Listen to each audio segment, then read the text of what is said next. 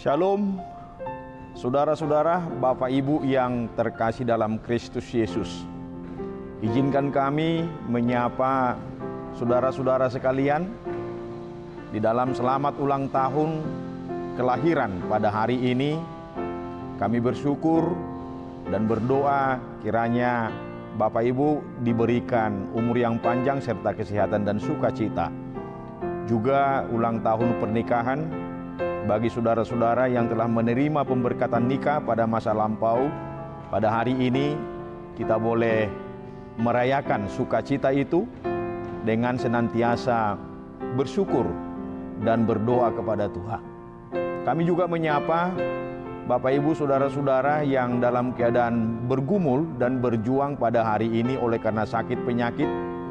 Doa dan pinta kami kepada Tuhan, kiranya Tuhan memberikan dan memberkati obat dan makanan menjadi saluran kesembuhan bagi saudara-saudara sekalian.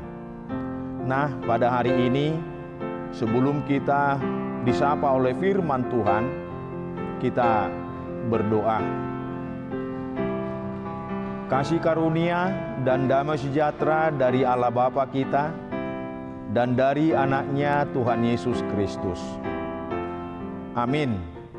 Saudara yang terkasih, firman Tuhan yang menyapa kita pada hari ini tertulis di dalam kitab Efesus pasal 5 ayat yang ke-19. Demikian firman Tuhan. Dan berkata-katalah seorang kepada yang lain dalam mazmur, kidung puji-pujian dan nyanyian rohani. Bernyanyilah dan bersoraklah bagi Tuhan dengan segenap hati.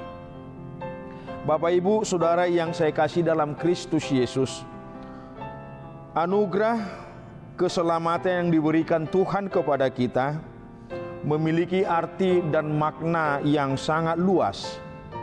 Makanya dalam perikop ini, firman Tuhan hari ini dibubuhkan topik hidup sebagai anak-anak terang. Bahwa yang pertama, anak-anak terang disandangkan hanya kepada mereka yang menerima dan mengimani Yesus satu-satunya sumber keselamatan. Dan yang kedua adalah mereka yang mau dan bersedia memberikan hidupnya sebagai alat Tuhan dan menjadikan Tuhan sebagai pandu di dalam hidupnya setiap saat dalam keadaan apapun. Oleh sebab itu, hidup anak-anak Tuhan harus menjadi teladan bagi banyak orang dalam segala hal, dalam banyak hal. Dan sedikitnya ada 3 hal yang selalu mewarnai hidup kita sebagai dampak yang harus kita hadirkan sebagai anak-anak terang. Oleh sebab itu, anugerah Tuhan tidak boleh berlalu begitu saja. Ketiga hal itu adalah, yang pertama, ibadah dan pujian sebagai gaya hidup kita. Itu harus menjadi sesuatu yang nyata dalam hidup kita. Orang percaya diajak untuk saling menguatkan dan membangun satu dengan yang lain lewat pujian, lewat nyanyian rohani. Dan hidup kita dalam segala hal, baik suka maupun duka, apapun yang kita lakukan, hendaklah itu senantiasa berafiliasi kepada pujian dan hormat kita kepada Tuhan. Yang kedua, kebersamaan kita di dalam iman. Bapak Ibu saudara-saudara yang saya kasih dalam Kristus Yesus, bukan hanya hubungan pribadi kita dengan Tuhan yang harus kita wujud nyatakan, tetapi juga hubungan kita dengan sesama manusia. Karena saya yakin dan percaya, kasih kita kepada Tuhan harus diwujud nyatakan, harus ditunjukkan, harus dibuktikan bagaimana kita mengasihi sesama manusia. Dan yang ketiga, hati yang senantiasa penuh dengan ucapan syukur dalam segala hal. Hidup kita harus menjadi ucapan syukur, sehingga hidup kita apapun yang kita lakukan, baik suka maupun duka, harus menjadi teladan bagi banyak orang. Bapak, Ibu, saudara-saudara yang saya kasihi, itu bukan pekerjaan mudah. Memerlukan pengorbanan.